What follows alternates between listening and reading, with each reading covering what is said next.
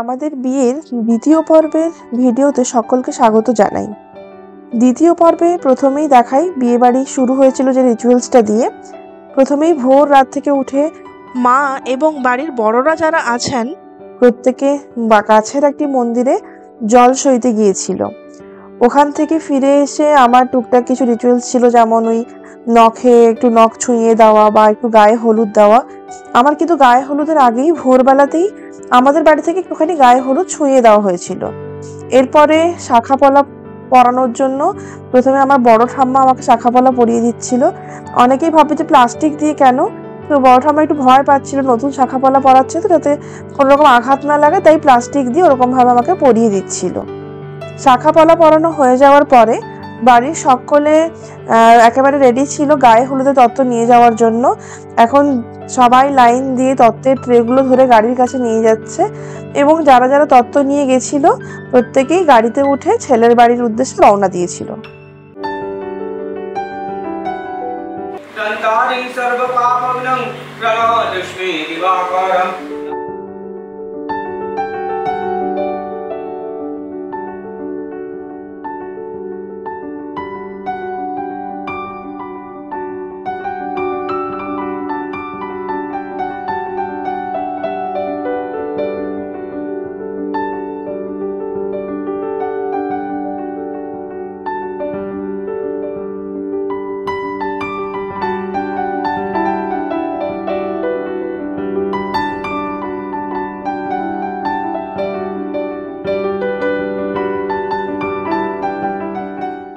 আমাদের গায়ে হলুদের সময়টা বেশ তাড়াতাড়ি ছিল, তাই আমার গায়ে হলুদ হওয়ার আগেই পাত্র বরণের অনুষ্ঠানটি সম্পন্ন করা হয়েছিল।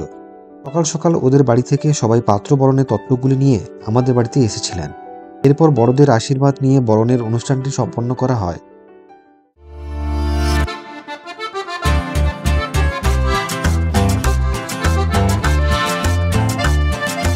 এরপর শুরু হয় আমার গায়ে হলুদের অনুষ্ঠান, কারণ আমার গায়ে ছোঁয়ানো হলুদ যাবে ওদের বাড়ি। অনুষ্ঠানটিতে বাড়ির ছোট থেকে বড় সকলেই কিন্তু খুব আনন্দ করেছিল। তুলে ধরেছি সবকিছুই, দেখতে থাকো, অবশ্যই তোমাদের ভালো লাগবে।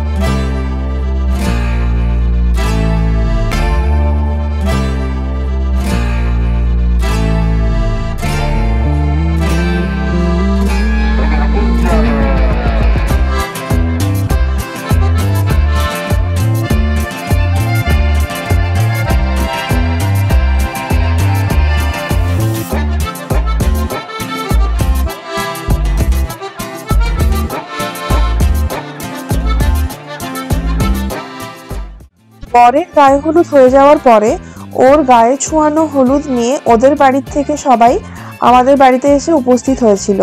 সময়টা ছিল ঠিক 11টার সময়। 11টার মধ্যেই ওই গায়ে ছোঁয়ানো হলুদটা আমার গায়ে ছুঁয়ে দেওয়া হয় এবং সমস্ত রীতিনীতি মেনে আমার গায়ে হলুদটা এখানে পূর্ণ হয়। সবাই মিলে তারপরে হলুদ খেলা শুরু করে এবং সবাই মিলে খুব আনন্দ করেছিল। যাই হোক, গায়ে হলুদের অনুষ্ঠানটি আমরা নির্দিষ্ট সময়ের ভেতরে সুন্দরভাবে শেষ করেছিলাম।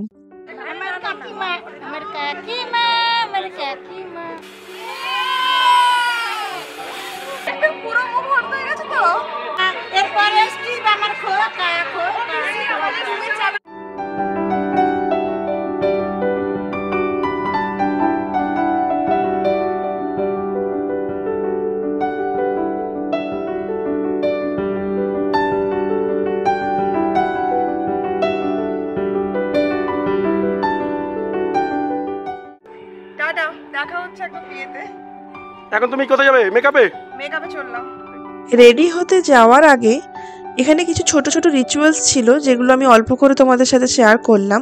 তো চলো এবারে দেখে নেওয়া যাক বিয়ের দিন রাত্রেবেলা আমাদের বাড়িতে কেমনভাবে ডেকোরেশন করা হয়েছিল।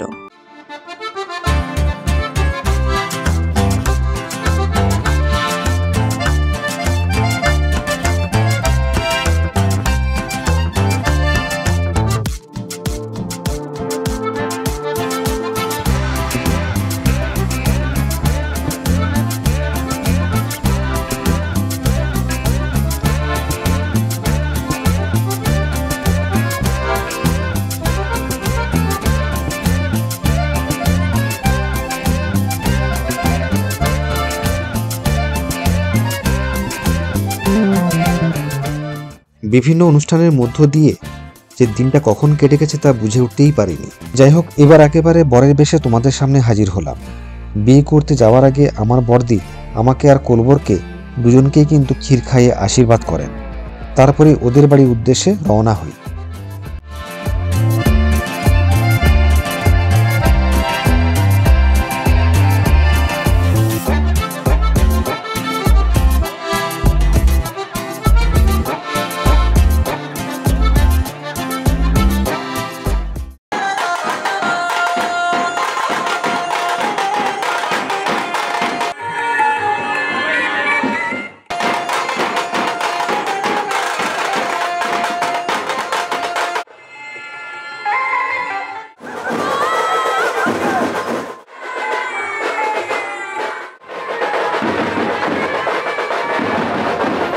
চলো চলো।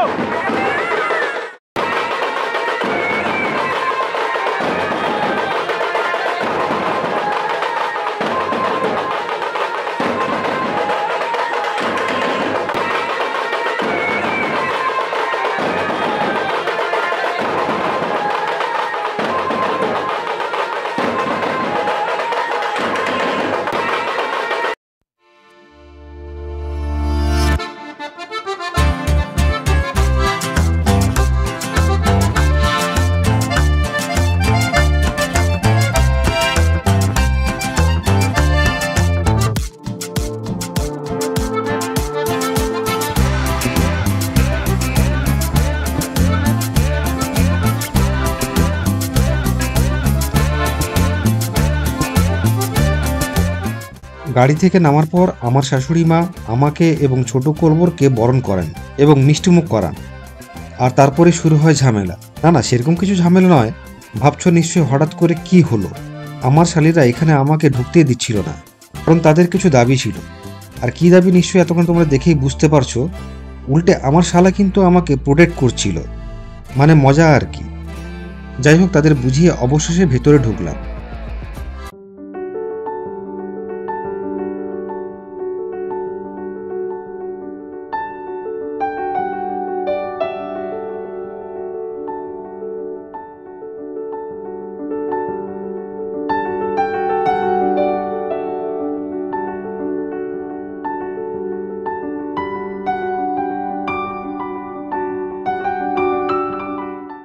বর ঢুকে যাওয়ার পরে সমস্ত রিচুয়ালস ওখানে কমপ্লিট করে সবাই আমার কাছে এসেছিল আমায় আশীর্বাদ করার জন্য।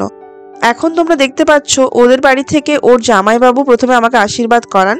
শুধু জামাইবাবুই নয়, বাড়ির সমস্ত বড়রাই আমাকে আশীর্বাদ করেছিলেন। শাড়ি, গয়না, ফুল, দূর্বা সমস্ত কিছু দিয়ে আশীর্বাদ করান। এবং ওনার আশীর্বাদ করা হয়ে গেলে আমার বাড়ির বড়রা আমাকে আবার আলাদাভাবে আশীর্বাদ করেন। ওর আশীর্বাদ শেষ হওয়ার পরেই ওদের বাড়ির বড়রা আমায় একে একে সকলে আশীর্বাদ করতে শুরু করেন।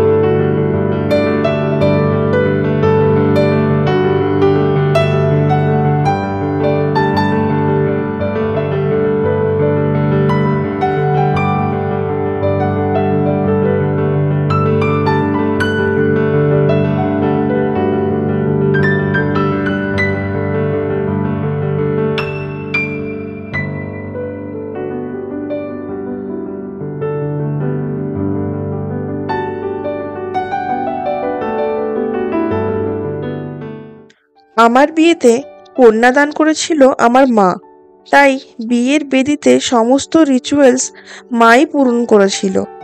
এখানে তোমরা দেখতে পাচ্ছ আমি বেদিতে আসার আগেও ওকে নিয়ে অনেক রিচুয়ালস ছিল যেগুলো মা এখন পালন করছে।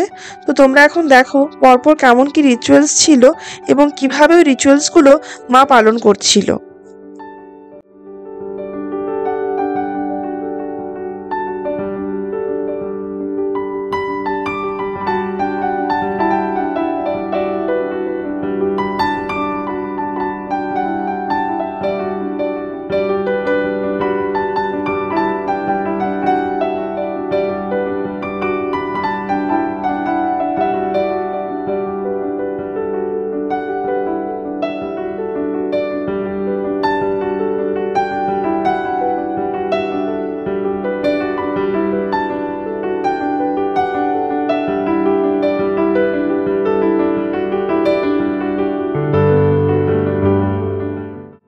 এবার ফাইনালি টাইম চলে এসেছিল বরের সাথে দেখা করার। তাই বেদিতে যাওয়ার আগে এখানে ছোট ছোট কিছু রিচুয়ালস ছিল যেগুলো পালন করে আমি বেদের দিকে রওনা হয়েছিলাম। কিন্তু এখানে হঠাৎ করে তোমরা ভাববে যে এই ধরনের রিচুয়ালস তো আমাদের এদিকে দেখতে পাওয়া যায় না। হ্যাঁ ঠিকই, আমাদের বিয়েতে আসলে ওই পিঁড়িতে বসিয়ে প্রবেশ করার নিয়মটা খুব একটা নেই। তাই আমি ভেবেছিলাম এটাকে একটু ইউনিক করা যাক। তো আমি নতুনভাবে বাঙালি বিয়েতে ওই পাঞ্জাবি স্টাইলের এন্ট্রি ওটাকে আমি করার চেষ্টা করেছি। তো দেখতে থাকো, আশা করছি তোমাদেরও ভালো লাগবে।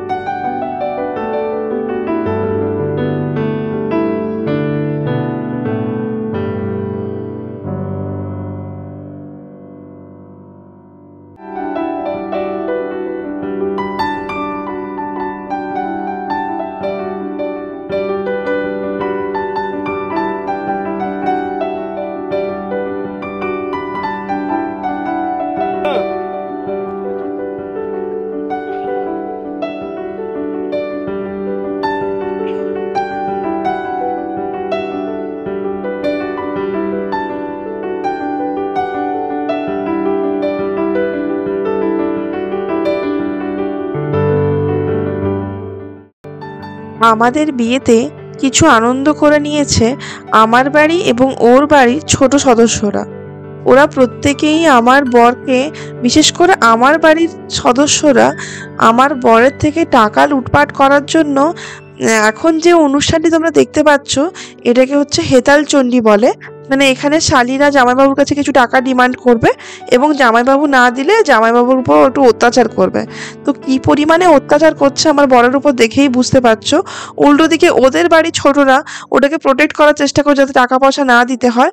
তো এই রিচুয়ালসটা যতটাই মজার ছিল আমাদের কাছে তো মজার লেগেই ছিল, এছাড়াও দুই বাড়ির ছোটদের মধ্যে খুবই আনন্দ হয়েছিল রিচুয়ালসটা করার জন্য। দেখো, আশা করছি ভালো লাগবে।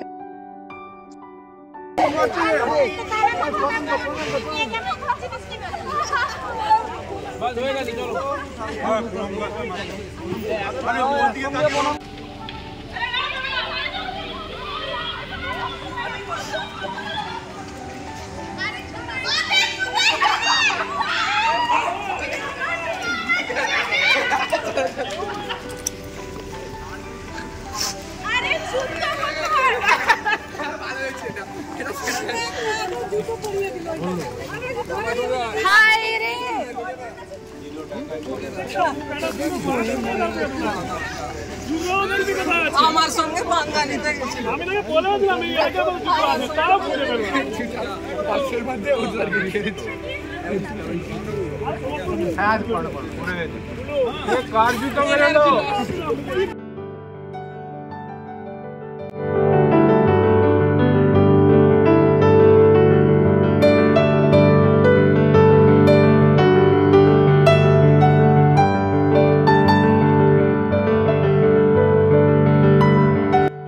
না, শেষ রক্ষা আর হলো না। বিয়ের পর আমার শালীরা আবার আমাকে ভেতরে ঢুকতে দিচ্ছিল না, আর ওদিকে আমার শালা রেগেই আগুন। এমনই অবস্থায় আমার বউ আমাকে রক্ষা করার পরিবর্তে ওর ভাইকেই বকছিল। যাই হোক, অবশেষে ওদের দাবি পূরণ করলাম। সকলে মিলে সুন্দরভাবে আনন্দ করে বিয়ের সকল অনুষ্ঠান শেষ করলাম।